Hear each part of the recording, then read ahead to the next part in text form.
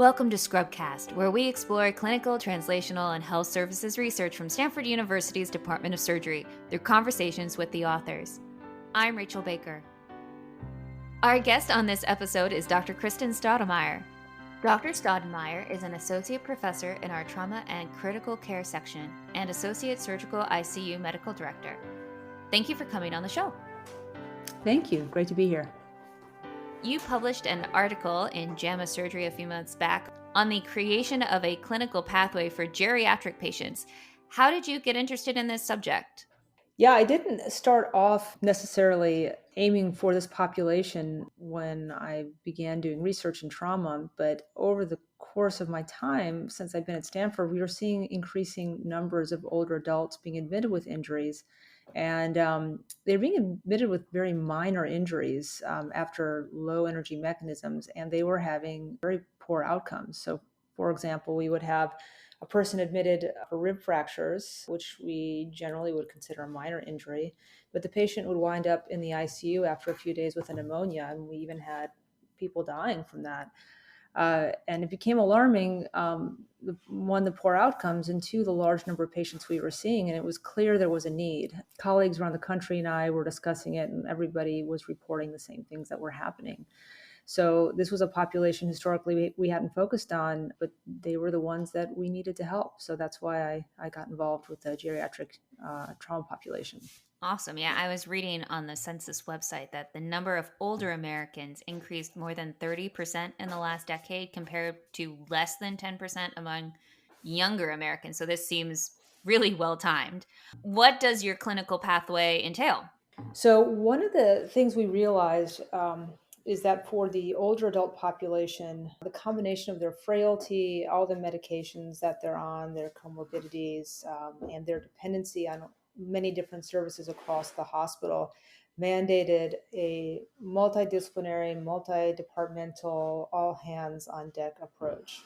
So we wound up pulling together everybody who touched injured geriatric patients in the hospital, and we filled the Linda Meyer boardroom in 300p with a large number of different representatives in order to identify the areas that needed to be addressed. So, for example, physical therapy, occupational therapy, of course, our geriatric service, the emergency department, pharmacy. It was a very long list. And from that group, we developed clinical pathways that we aligned with established geriatric best practice. And then we incorporated that in multiple mechanisms, for example, through order sets, guidelines, automatic consultations. And then we also had escalation pathways when patients weren't doing well. We also put into place workflows. So, for example, the geriatric service will check out with the teams every day to provide updates. And we created dashboards for metrics so that we review on a regular basis. So by doing this, we were able to really get our hands around all the challenges older adults face, have mechanisms in place to address them, and then to coordinate care across all of the different specialties. Wow, that seems like a lot is going on. How do you get inspiration to create something on such a massive scale? Well, we started small. We first, and this was, with the help of a lot of people. Dr. Lisa Knowlton, one of my partners, was very, very involved and very helpful with this. And then, of course, our geriatric service and our pain service. We started with rib fractures.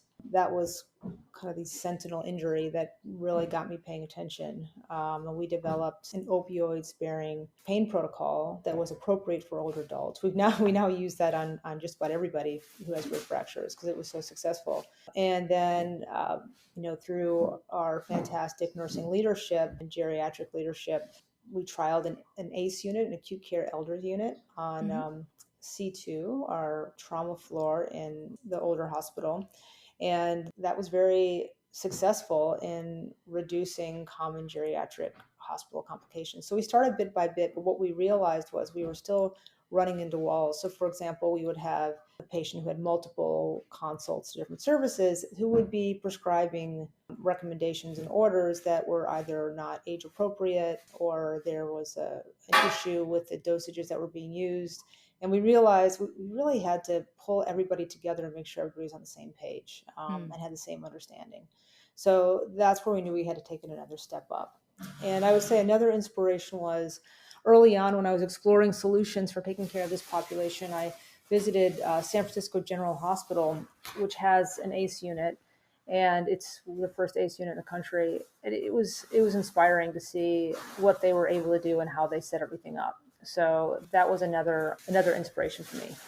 There are obviously a lot of different groups involved in this process. How did you get buy-in? Well, I think everybody recognized the problem, and they all recognize it from their different points of view. So pharmacy obviously recognized it. The occupational therapists were wondering why we didn't consult them more for these patients because of how much their services were needed. So everyone, when you pulled everyone together, there was a lot of enthusiasm because it was a problem that everyone faced and nobody knew how to address it on their own. So I would say it was a relief for a lot of the different specialties to come together to solve this. There wasn't friction at all. It seemed very natural. It seemed very organic. Wow, that's great. True team approach. Your study showed that the implementation of the pathway was associated with improved rates of delirium. What is delirium? Delirium is basically a cognitive dysfunction that's brought about by illness, and it's characterized by fluctuating levels of consciousness and confusion, lack of attention. Very common in our older adult population. There's even a term that was created to describe when older adults get delirium at night, and it's called sundowning.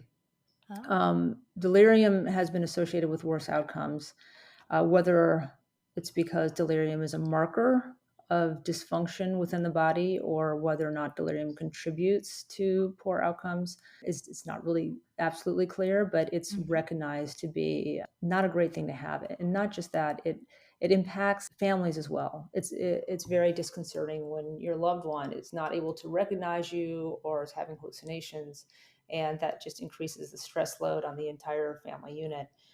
So there's been an intense effort across all populations, for example, in the critical care populations in our ICUs, to decrease delirium. And we have been very focused on it. ACE units have been very focused on it. And it turns out it was felt that there was nothing you could do, but there's a lot you can do. And we've seen impressive results. And we see delirium some, but we used to see delirium a lot. It was kind of the norm. And now it's more of an exception for us to see it, which is really great. And if we see it, it's mild and it resolves. So we try to turn all guns to reduce delirium, all the different known practices that can help prevent it. Once you have it, it's a little bit more difficult to make it go away again. But yeah, that was our strongest finding. We also showed, but we didn't have the statistical power yet to show, but we also saw that we had a decrease in mortality. We Wow. couldn't put this in our paper because there's a general rule that you don't publish a table with a cell size smaller than 10 because that might be identifiable. And our mortality dropped so low that our cell sizes were too small and to report. And so in consultation with our Aspire statisticians, asking, well, what kind of numbers do we need? We'd actually need to see some people start to die in our post-implantation cohort, and we haven't really seen that yet. So we're not able to report on that or run the appropriate statistics on it, which is unfortunate because I thought that was one of the most stark findings that we had. So that didn't make it into the paper, but certainly is something that we've observed. A great problem to have. Exactly. So what are your next steps? Where do you go from here? Yeah, so there are a couple of next steps. One is, as I just mentioned, we have to have larger numbers on all of this to really be able to kind of run some more detailed subgroup analyses and find out where our challenges exist. We do know where some exist. So, for example, what we notice is when we do get delirium, we're seeing it in the patients who have a harder time communicating, for example, non-English speakers. Mm. So we're going to have to do some modifications to and additions to our practices to reach Mhm. some of the populations who are having challenges. And then also to keep just running the analyses to make sure we're staying on target.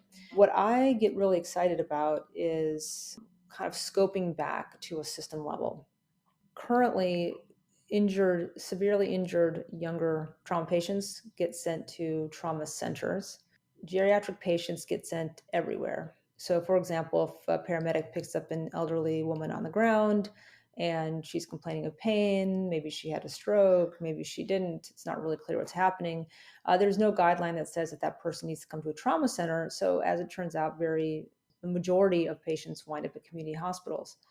It's Mm. not practical, given the number of trauma patients that we're seeing who are older, to bring all those patients to a trauma center to get this type of care. So, from a systems perspective, that's not a solution. Mhm. So, what we're looking at is how can we actually bring this as a level one trauma center, as the local hub for trauma knowledge in the area? How do we create the knowledge? How do we create the expertise? How do we create the processes in other hospitals within our catchment area to create a network of hospitals that can care for geriatric patients who are injured? I think if we can do that in our local area, that gives us an opportunity to systematize it in some way. And it so happens that I'm the vice chair of trauma systems for the Committee on Trauma, which is one of the committees at the American College of Surgeons and helps guide trauma system development, other things such as ATLS and courses, does, trauma system verification. So in that position, there's potentially an opportunity if we're able to find solutions and in creating a dissemination mechanism. Fantastic. I can't wait to see what you accomplish and where you go from here. That's very exciting. Is there anything else you wanted to add? Any irons in the fire you wanted to tell us about? Oh, so many irons in the fire. More probably more than I can handle.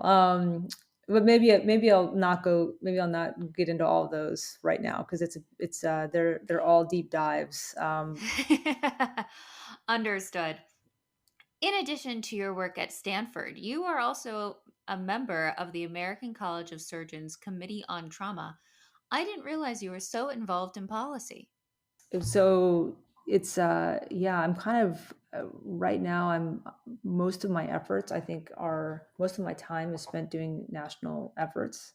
Uh-huh. Also as a member of the Committee on Trauma and the vice chair of the Trauma Systems Committee, I also do trauma system reviews. So we have two coming up, and that's where we go to a region and or particular trauma hospital maybe that covers an area or a county, some lead agency for a trauma system, and we do a deep dive into their system and provide them a detailed report. So we have two coming up where we're going to be doing that.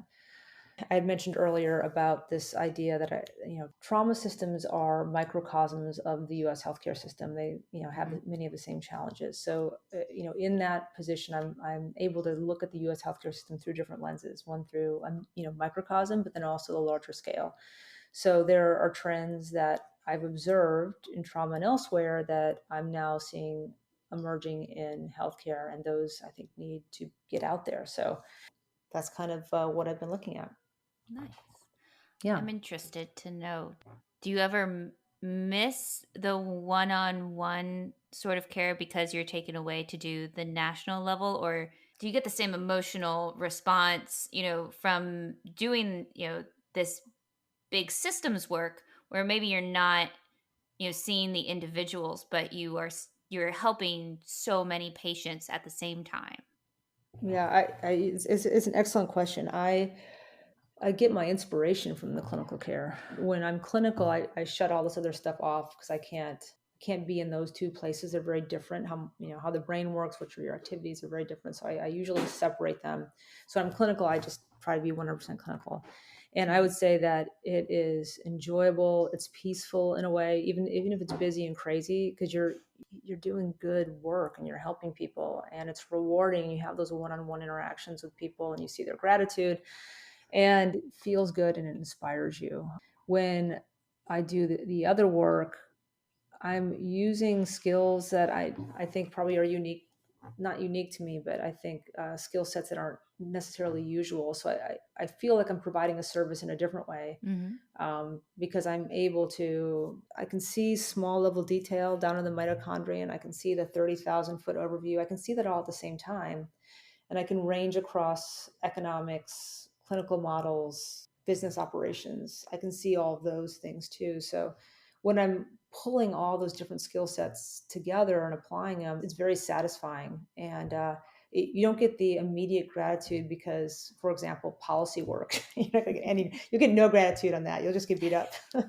but you're using that and seeing patterns that the people don't see and saying, oh wait, this is something that we could do, and have people go, aha, yeah, that actually would be great. Like that is really rewarding. But it's a very different exercise, very different feeling. So, it's kind of hard. It'd be easier if I was in completely one or completely the other. But at the same time, I think I would lose out. I'd lose the inspiration if I wasn't doing clinical work, lose that sense of reward. So doctors get to feel that, nurses get to feel, there aren't a whole lot of people who get to have that type of relationship, and have those types of, activities. And it's a privilege. So yeah, it'd be easy to be one versus the other, but really I kind of feel both are necessary, at least right now, the stage where I'm at. That's awesome. I love that. And I think a lot of people are going to find inspiration in what you had to say. So thank you so much for coming on the show. Sure. Thank you for doing this, Rachel. And thank you for everything you're doing, by the way. It was wonderful that you joined, and you're doing a lot of great stuff for the department. So I really appreciate it. Oh, thank you. You're very sweet. And that brings us to the end of another episode. If you like Scrubcast, we hope you'll tell your friends and subscribe wherever you get your podcasts. Scrubcast is a production of Stanford University's Department of Surgery. Today's episode was produced by Rachel Baker. The music is by Midnight Rounds, and our chair is Dr. Mary Hahn.